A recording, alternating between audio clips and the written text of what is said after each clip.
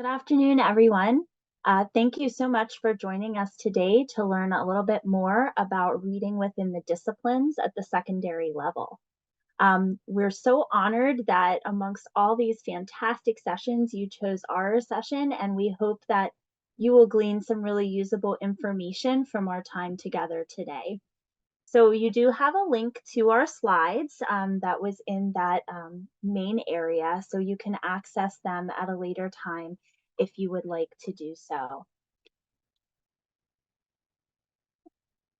All right, so our goals for today's learning are to include defining disciplinary literacy and explaining why it's an essential component of adolescent literacy.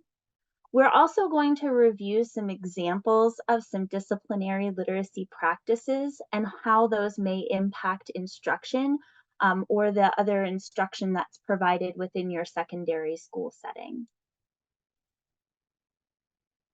So my name is Dr. Sarah Lobaugh. I'm an educational consultant with the Capital Area Intermediate Unit, which is just outside of Harrisburg, PA, not too far from Patton. I've been with the IU for about 6 years now, and I focus on providing training and support in the areas of MTSS and literacy practices. I've personally been in education for about 21 years, and I'm very passionate about providing the best possible instruction for our students to be successful.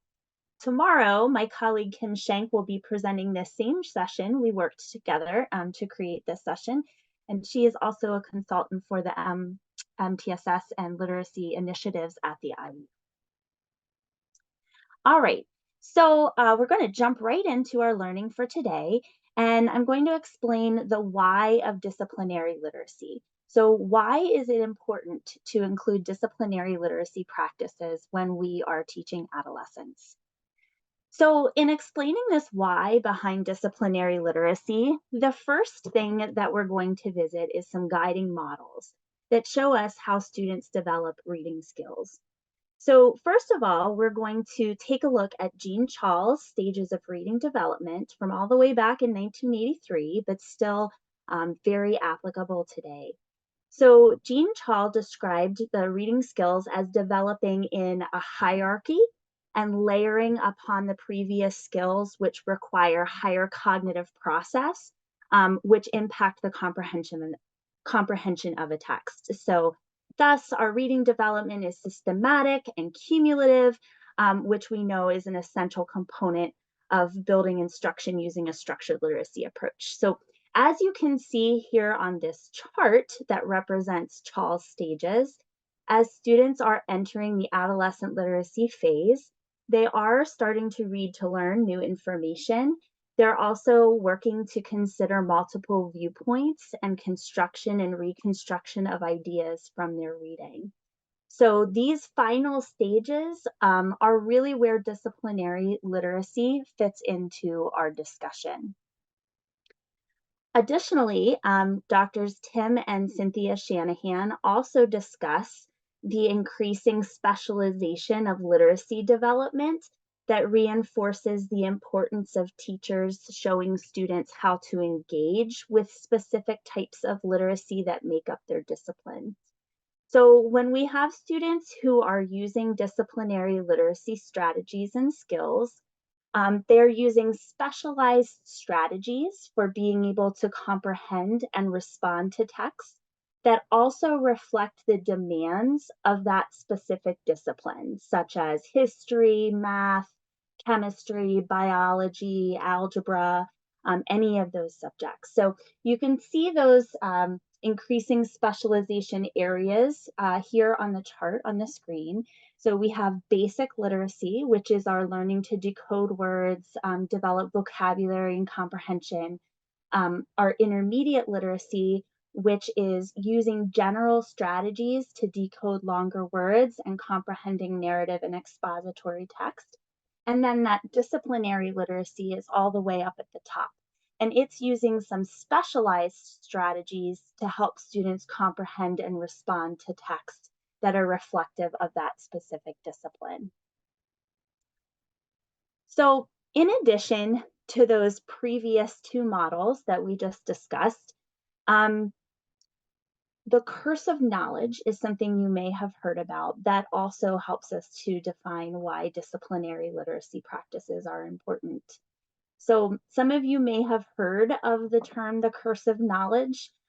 It was coined back in 1989 by some economists, um, and they have kind of a long history behind how it worked in the area of economics, but it has even a longer history than that. But the curse of knowledge is an unconscious bias that we have.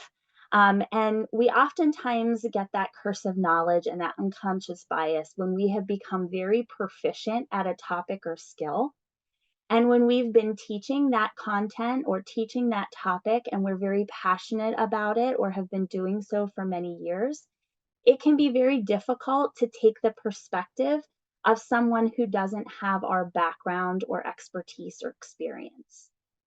Oftentimes, this curse of knowledge means that we're not always going to take into consideration what students need to know about how to read, write, speak, or listen in ways that are specific to certain disciplines.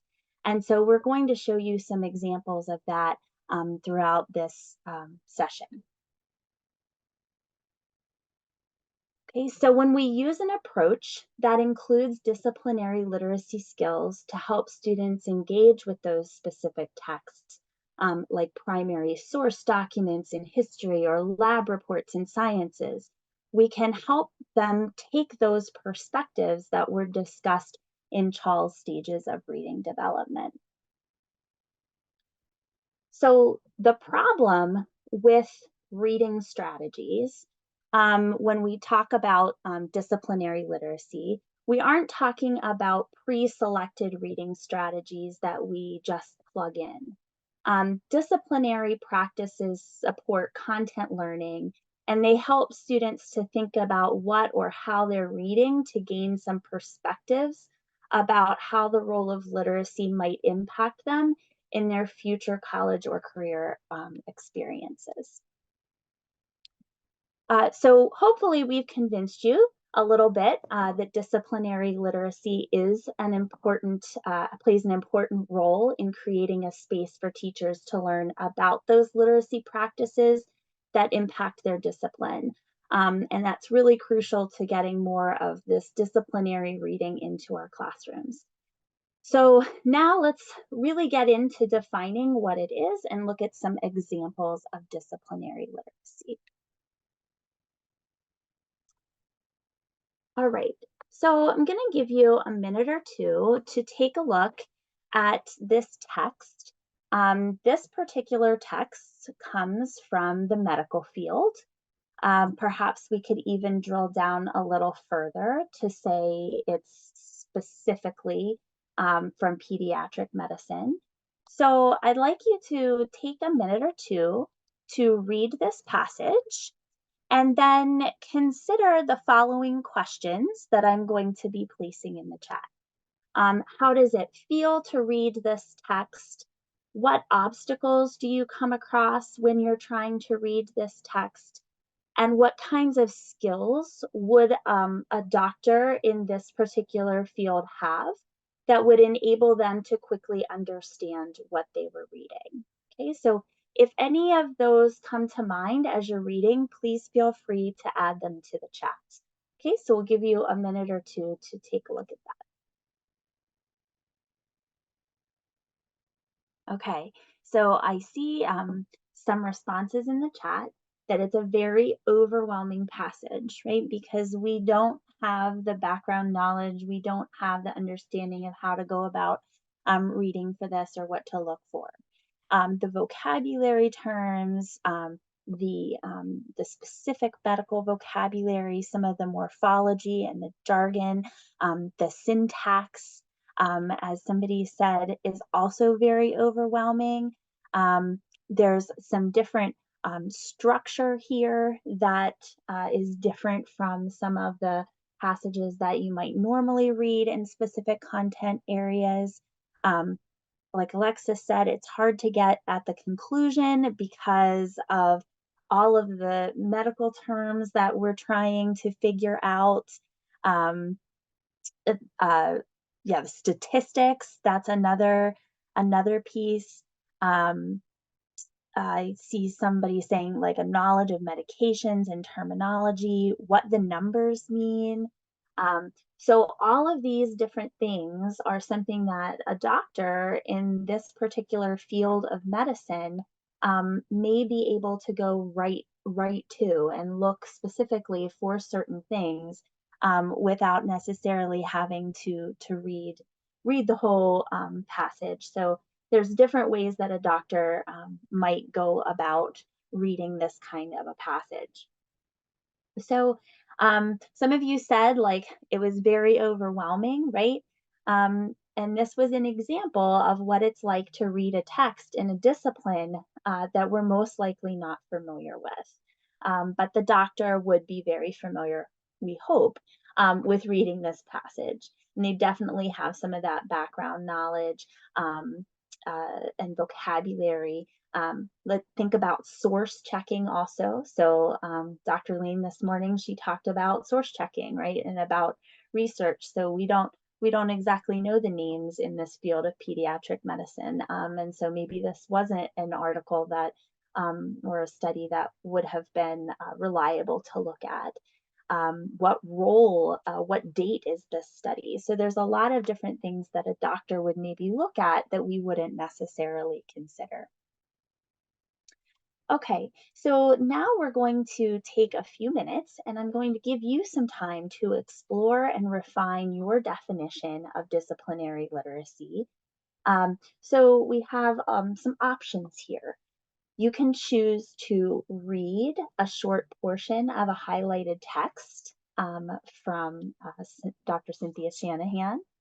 You could also choose to listen to a brief part of a podcast that discusses disciplinary literacy, or you may want to watch a brief video clip on disciplinary literacy to help reinforce your understanding. So I'm going to put those links in the chat so that you can access them. The first one I'm putting in the chat is an article to read that you might want to read just the highlighted section on pages 2 to 3. The second link that I'm putting on is the podcast, and it has just a brief section in the middle, so you don't have to listen to the whole entire thing, unless, of course, you want to at a later time. So I'm going to put that in there. And then also here being put in the chat is the watch video. So if you'd like to choose to watch that, you may do that. Right, so I'm going to mute for just about 5 minutes and give you some time to kind of form your definition of and refine your definition of disciplinary literacy. And then we'll kind of come back and see what stood out to you. Okay, so as we kind of come back together, hopefully what you read or listened to or watched help you to kind of refine your definition of disciplinary literacy. If you have any certain phrases or words or sentences that were takeaways for you or impactful for you as you were reading, listening, or watching one of those articles or podcasts, please go ahead and put that in the chat so that we can all see your takeaways. So thank you so much for putting something in there. Ways of approaching and making meaning within a discipline. So that word lenses, I like that word lenses to look through those different aspects of a discipline. Okay. All right. Thank you so much. Okay, so we're going to continue. Oftentimes, disciplinary literacy can be confused with content literacy, and they're actually two different things.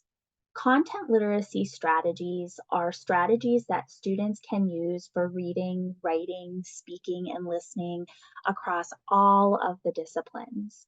So you're going to see a few here on the screen in addition to explicit vocabulary teaching, chunking text, Collins writing.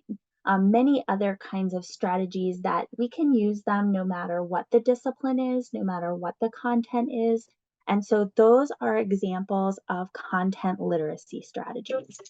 Um, because, for example, we can explicitly teach vocabulary in a similar way in math, in history, or in ELA, or in some of those special subjects. Um, However, disciplinary literacy is a little bit different because there are more specific practices that I might not be able to apply to another content area or to another discipline. So, for example, writing a lab report in a science class would be a different type of writing and planning than writing an essay or a text-dependent analysis in an English class. That would look very different depending on the discipline. So, in looking to think about your background on some of the disciplines that you have had classes in, perhaps a chemistry class or an algebra class or a history class, um, you're going to kind of take a look at this Jamboard and think about what are some texts that would be specific to certain disciplines. So if you think of some of those disciplines that you have taken classes in, what are some specialized texts that you would have in those particular areas?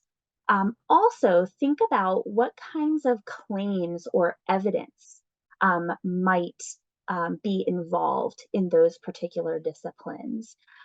What kind of literacy practices would you say are currently used in your scenarios to help support these disciplinary needs? Okay, so I'm just going to kind of pull the Jamboard up here so you can see what it looks like.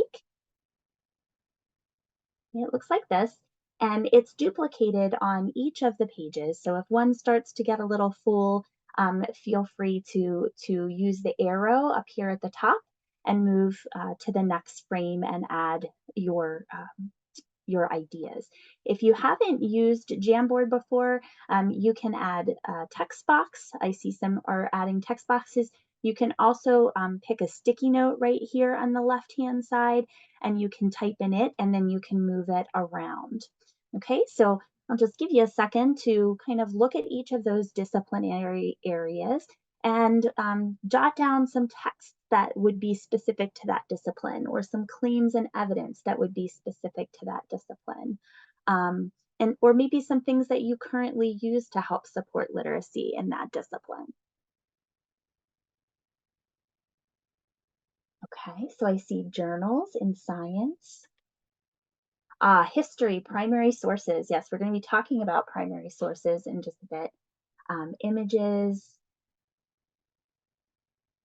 yes, English language arts, novels, short stories, poetry. You're probably not going to find a poem in chemistry class, at least not usually. The actual formulas or proofs in math absolutely is a type of text. It looks much different than history or English language arts, but it is a type of text. Information text. Okay, so I see, yes, science has a lot of claims and evidence. Hypotheses, experiments, theories, lab reports. Oh, I like how somebody put diagrams, cutaways, some of those text features. Lab report. Oh, exemplars. Great. So using a model in order to help students understand what that type of writing looks like in that discipline. Just to make sure there's, okay, everybody's able to get them on one page. Great. I have to give a hats off to the person writing because that looks really good for writing with your probably with your mouse or your fingers. So hats off to you. That's commitment. Okay. Oh yes, English language arts. So our text dependent analysis, right? Justifying our the details that we choose and supporting those details with our evidence. Absolutely. Okay. You're using a webcam tablet. Okay, good. Okay. Claims, counterclaims, rebuttals. Yes, absolutely. Predictions, inferences. Yes, awesome. So these are all some examples. I'm sure we could think of many more if we sat here long enough, right? Of different texts that we have in those specific disciplines that have needs for students, right? So this chart from the International Literacy Association shows how we can integrate both those content literacy strategies, which are also helpful and supportive, but also look at some of those literacies that are specific to the disciplines to help support learning. So even better, even better is when some of these content literacy strategies are common across all of the disciplines so that that cognitive load is reduced for students and allows room for some of those disciplinary literacy teaching opportunities. So when we have students who already have a common vocabulary routine, it takes some of that cognitive load off to focus on maybe some of the more discipline specific vocabulary that they have. And that document there is linked on the slide. So when you get the PDF of the slide, you should be able to click on it and find that document as well. All right, so as you begin to kind of think about making a shift to maybe some more disciplinary literacy practices, to adding some more disciplinary literacy practices into your instruction, you'll want to consider a few of these following ideas. So thinking about relying a little less on some of the more generic reading strategies and more on more of those disciplinary literacy practices. Modeling and showing students how experts in the field read relevant texts. I'm going to show you some resources for that in just a bit. And then you may even consider discussing or doing kind of some think alouds on how you, as an expert in that particular discipline, read or write or speak or think in that particular discipline. And then also providing students with a variety of texts, with a variety of lengths for those disciplines, and modeling the language that's used, again, through some of those think aloud opportunities. All right, so we're going to do a stop and process activity, and you have a choice of how you would like to stop and process what we have learned so far about disciplinary literacy. So your first option is you might just want to answer this question in the chat. What is the difference between content literacy practices and disciplinary literacy practices? Or if you're feeling creative today, you may want to do a bit of an analogy. So disciplinary literacy is like, and you could pick something that it's like and why it's like that. So for example, disciplinary literacy is like gardening because specific plants need specific things. And nobody's allowed to take that one now that I gave you that example. Or if you're feeling really uber creative and you would like to draw an image that conveys the meaning of disciplinary literacy and why it's essential, you can use Google Draw and you can draw yourself an image, but you probably won't be able to share it with us. But it's your takeaway and your time to process. So if you feel like you have a really good response to the first one, or you have a really great analogy to share, please feel free to drop that in the chat.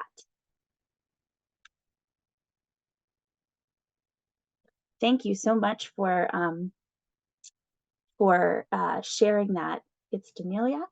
I think I have something from that group a little bit later on. So yes, they have some really awesome resources as well.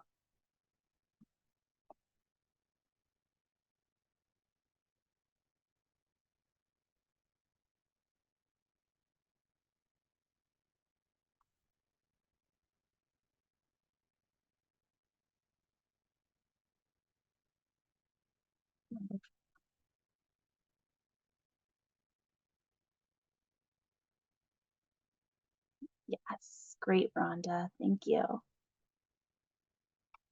Yep, content practices are about the general practices that can be across content areas. Ah, I like that, Nikki. Disciplinary literacy is like choosing the right spices and ingredients for your meal prep because curry is not a spice used in Italian dishes. You're very right. Yes, I like that. Disciplinary literacy is like travel. Oh, that's a good one. I like that. Contextual understanding can save you. Yes, that's a good one. I love those. I'm gonna have to keep those. Yeah, I like the curry is not used in Italian dishes. God, so deeper and wider? Yes, yes, yes. Very good. Thank you, Lori. All right. Thank you so much for some of those great analogies and feedback. So let's move on to consider how um, some of these disciplinary literacy practices might impact your instruction. All right, so first of all, we'll start with reading within science. So, what are some things specific to how scientists read? So oftentimes, scientists will assume an objective stance. They search for answers to relevant questions. They ask why more than they ask what sometimes. They're evaluating the quality and the quantity of evidence and the validity of sources. So that's kind of like Holly talked about this morning, right? Evaluating the quality and the quantity of the evidence and where it came from and the validity of the source. Um, Scientists look to seek to understand concepts and vocabulary. They oftentimes collaborate with colleagues when they're faced with complex issues. They do a lot of, I think somebody said this earlier, charting, illustrating, graphing data, looking at diagrams, making conclusions from those particular pieces of text. And then also understanding that theories are subject to change. And we might have to seek out more current findings, right? What does the most current research say? When we know better, we do better, right? So when we're reading within science, here are a few texts that are specific to reading in science. So textbooks, we know infographics are often texts that are used in science, journal articles, procedures and experiments, lab reports, proposals, diagrams, mathematical equations, if you're, in chemistry or maybe physics. I never took physics, so I'm not really sure, but I'm sure there's some mathematical equations in there somewhere.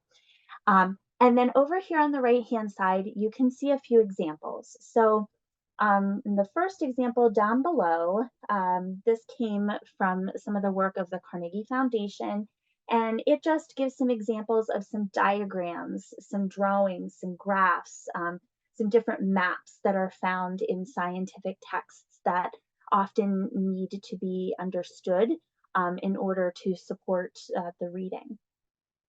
Additionally, I'm going to play a quick video clip from some disciplinary resources from an organization called Annenberg Learner. And they have some video clips of how literacy is used in the specific discipline in the real world. So this particular video talks about some of the literacy practices that are used specifically in the science of a biotech organization. So I'm going to show that brief clip to you very quickly.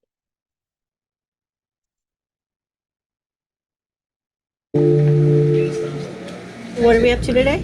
So we're going to do a capture experiment. We made a change in the functionalization process. We can't accomplish this goal of building a portable device without literacy skills. There's actually literacy embedded in everything that we do. Vocabulary is important because we have people from many different backgrounds working on this project. All right, I'm getting ready to prime my card.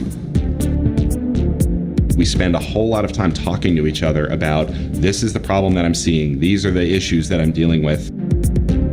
You know, as I was putting the drops on the cards, I noticed they're really hydrophobic. If you can't communicate to me, then I can't really help you. They're changing it right now, and the new one's gonna have a lower autofluorescence.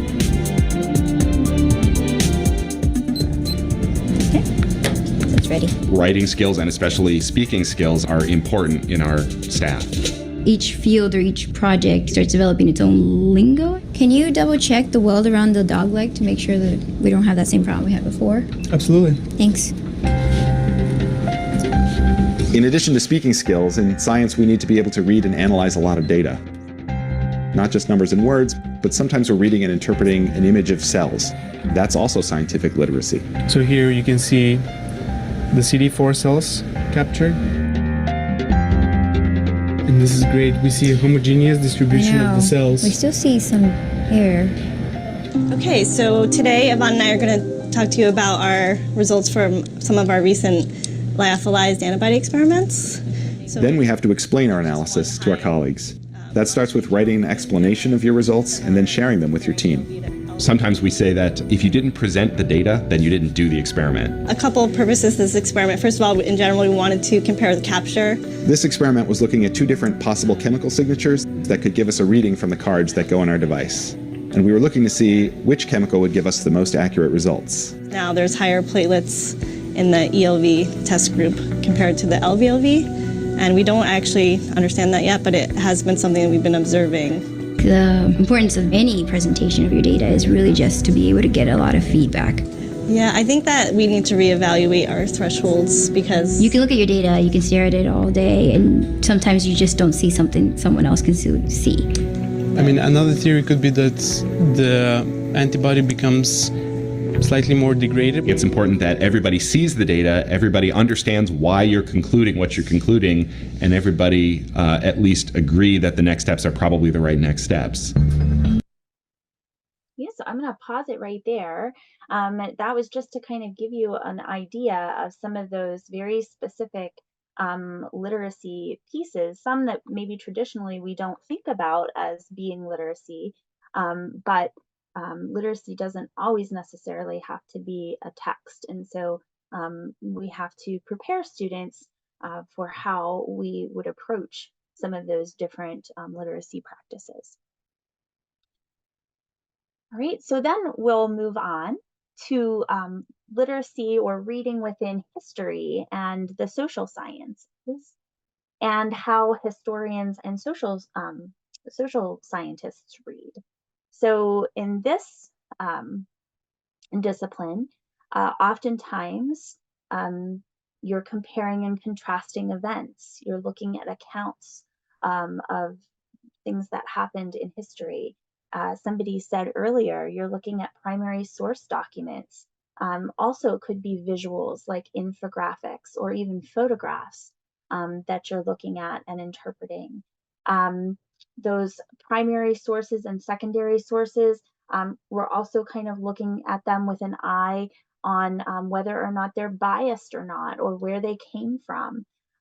We're creating narratives based on the existing information that we have. We're using knowledge of the present to help us make sense of the past and vice versa. We're using timelines and sequential information, making inferences. We're kind of looking at sometimes conflicting accounts or conflicting perspectives, determining meanings of words. Oftentimes when we're looking at primary sources, there's language that's used that we don't necessarily use in our modern day English language. So that's something else that students have to kind of learn to adapt to. So these are a few texts that historians and social scientists might read. Of course, we have textbooks, but we also have documentaries. We have those primary and secondary sources. Over here on the right-hand side, you can see a copy of the Declaration of Independence, and you can see although this is a little small, it's kind of difficult to read, but you can see that some of the language isn't necessarily how we may speak today. And so some of those sentences, some of those portions of text may need to be parsed out to kind of put them into a more understandable way of understanding for students. We also have visuals, political cartoons, maps, blogs, articles, speeches and debates, paintings, artifacts, memoirs. So there's a ton of different texts that students have to read in the history areas and the social studies areas.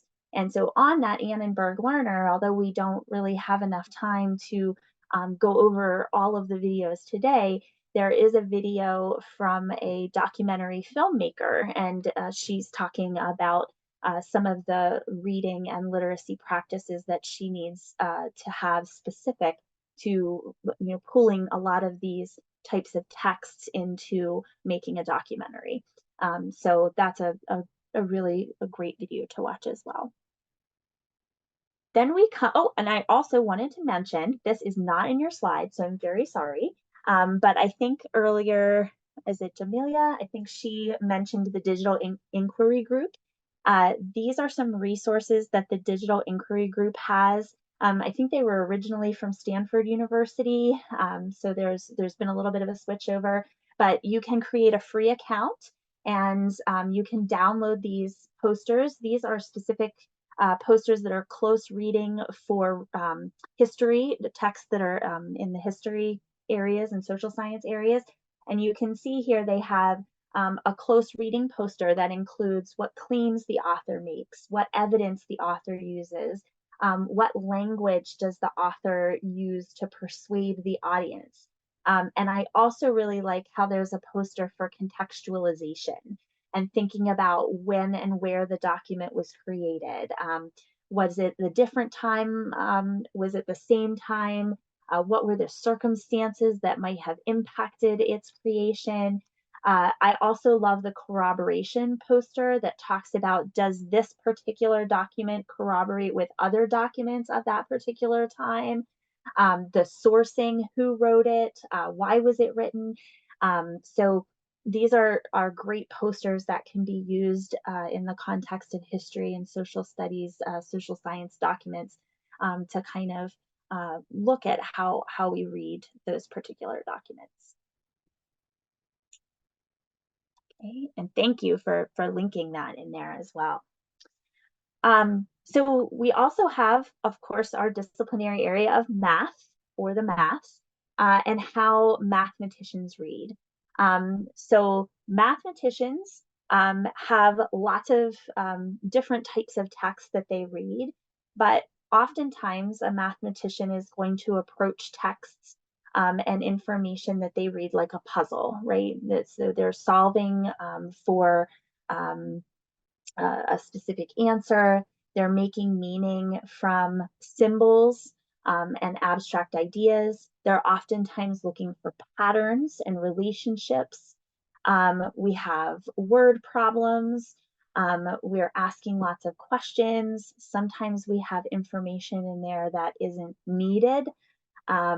We have to look for misconceptions or confusions. We have to use certain reasoning skills, certain vocabulary that's only used in mathematical contexts. And so when we're reading within math, there are proofs, there are word problems, various equations and symbols. We have a lot of graphs, tables, charts, journal articles, books. Over here on the right-hand side, you'll see an example from the Carnegie Corporation. This is an example of how to read mathematics, and it's called the birthday paradox. And it talks about a word problem. It shows some of the proofs and the formulas that are used to solve that particular problem.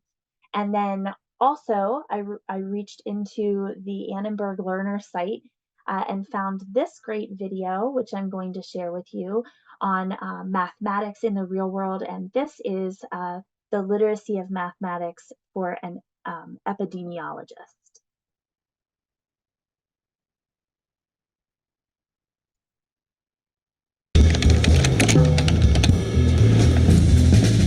In the field of epidemiology, you need a multidisciplinary toolbox. It's very important to use literacy skills, reading, writing, speaking, and listening to explain patterns in data. Black women are a very understudied population and a very overburdened population for a number of health outcomes. So gingivitis is not. It's not gum disease. It's inflammation, irritation. I do some research on neighborhood socioeconomic status, and Yvette does research on racism and discrimination. That's what I was thinking of. That's what I was kind of like, wait. By working with the Black Women's Health Study, we are bringing attention to the research, which we do by giving people numbers. And then, like, is bone loss clear? It is the largest follow-up study of African American women in the United States ever conducted. It's hard to prevent things that you don't understand why they happen, and understanding and controlling disease is important. This discipline called epidemiology is deciphering and finding patterns of disease and trying to explain them.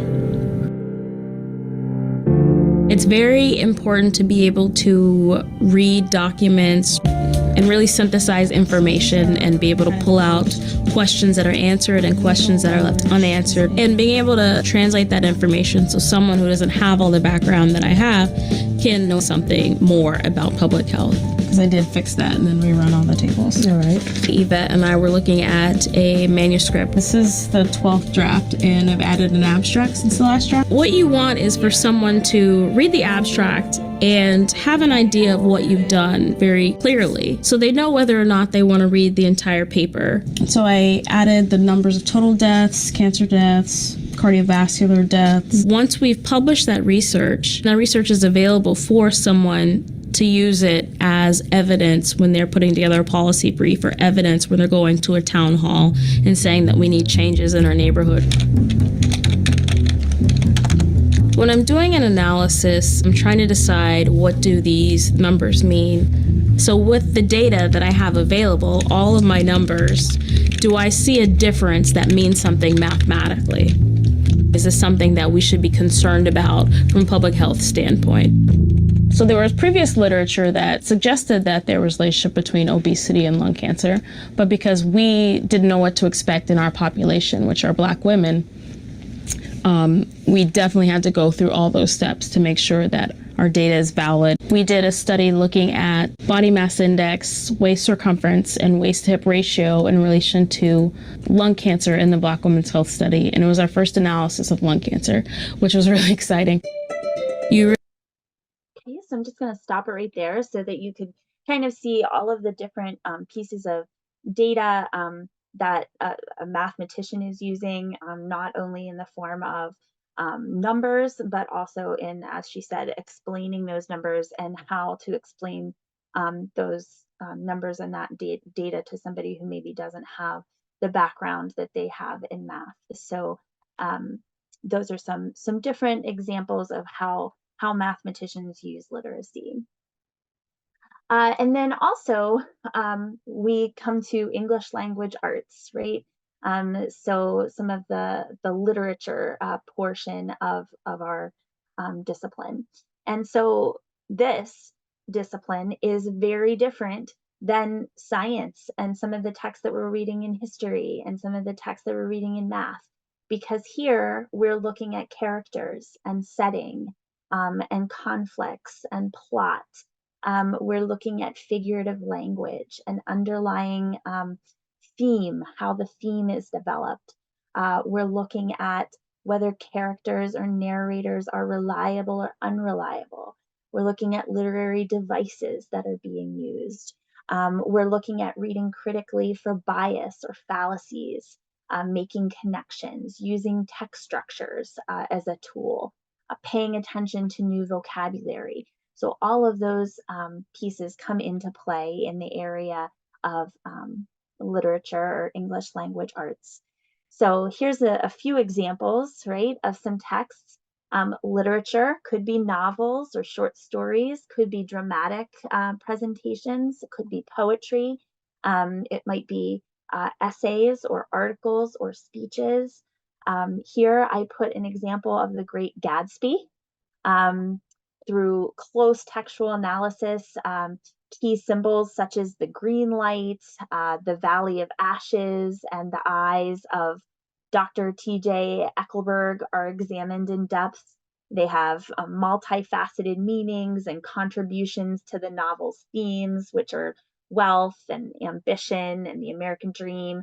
It explores motifs and themes and symbolism within the text that provides insight into this kind of scholarly discourse in this kind of field of literature, so to speak, and much different than some of those other disciplinary areas that we just talked about. Another example that I put there is a soliloquy from Romeo and Juliet, which again, written a long time ago and has a lot of opportunities to teach students how we read those kinds of texts. All right, so if you're looking to read in every discipline every day, here are some suggestions for you.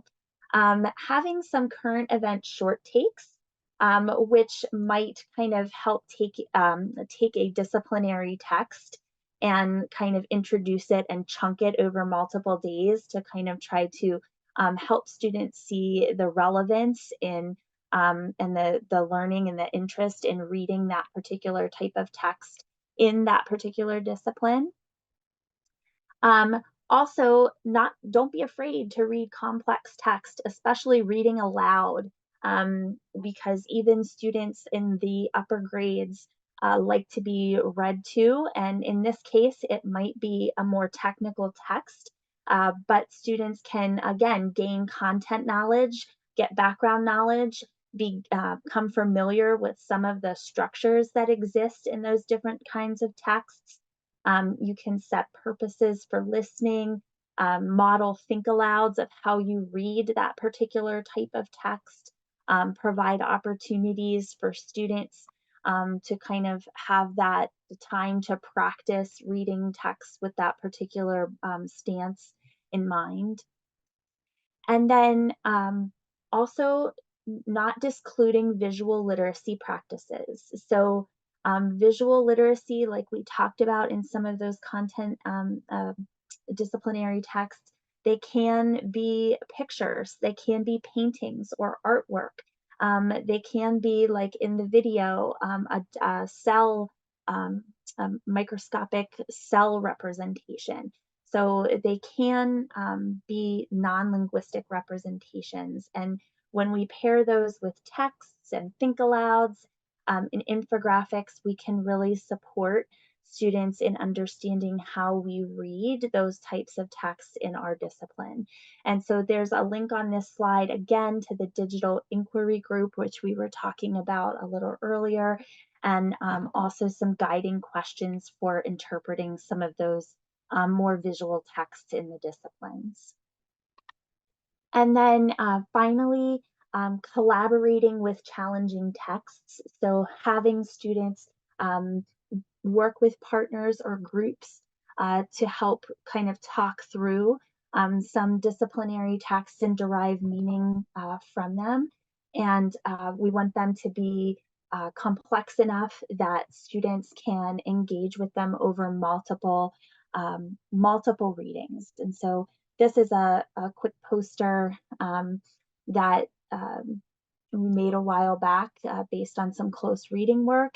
And we kind of talked about how we could get students to get a better understanding of how to read disciplinary texts by first doing a first read of what it says, and then a second read of looking at kind of how that particular text and that particular discipline works, and then what kind of meaning they can pull from that.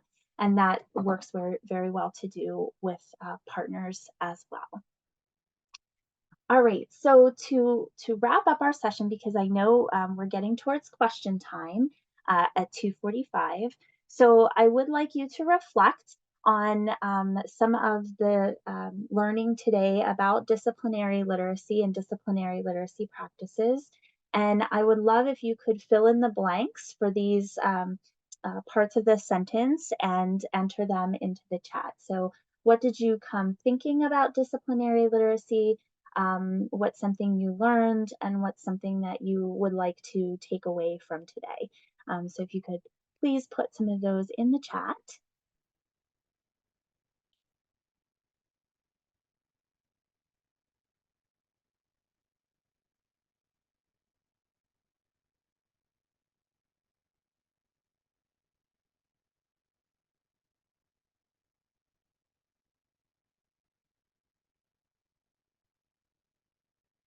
People must be thinking.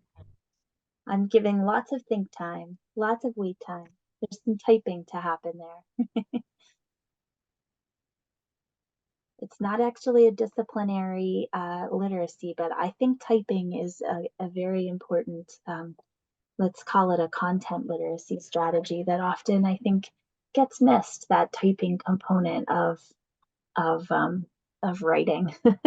Yeah, I'm in this awfully case, glad I knew how. and this isn't like on your phone in the same way that you can see people are typing, like get the Right, dots and say somebody's writing. right, right. So as we wait for some of those responses to come in, if you have some uh, takeaways you'd like to share with us. Oh, I see a few. Uh, okay. Very similar to what you do in ELA, but there's actually specific approaches. Um, awesome. Thank you, Sarah, for sharing. Caleb. Oh, good. I'm glad you're already applying it in some ways. So that's great. Oh, good, Jamila. I'm glad you're kind of able to see that difference between content literacy and disciplinary literacy. That's wonderful. Okay, so there's a few resources at the end of the slide to explore. The one leads you to the reading and writing the disciplines from the International Literacy Association. Also, there is a great article from Excel and Ed on the importance of some of these disciplinary literacy practices as well as content area literacy practices to help promote adolescent literacy and students who are struggling not just in middle school but also in high school as reading as readers in the content areas. Okay, so I see we've got a few more takeaways, so awesome. I'm so glad I was able to kind of clarify the difference between disciplinary literacy and content area literacy for you. So we thank you very much for today. You may have some questions. I'll turn that over to Kristen in a moment, but if you have any questions or would like any resources that were discussed today, feel free to email one of us. I'm Sarah, and Kim will be here tomorrow, and we can provide you with any of those resources that you might need.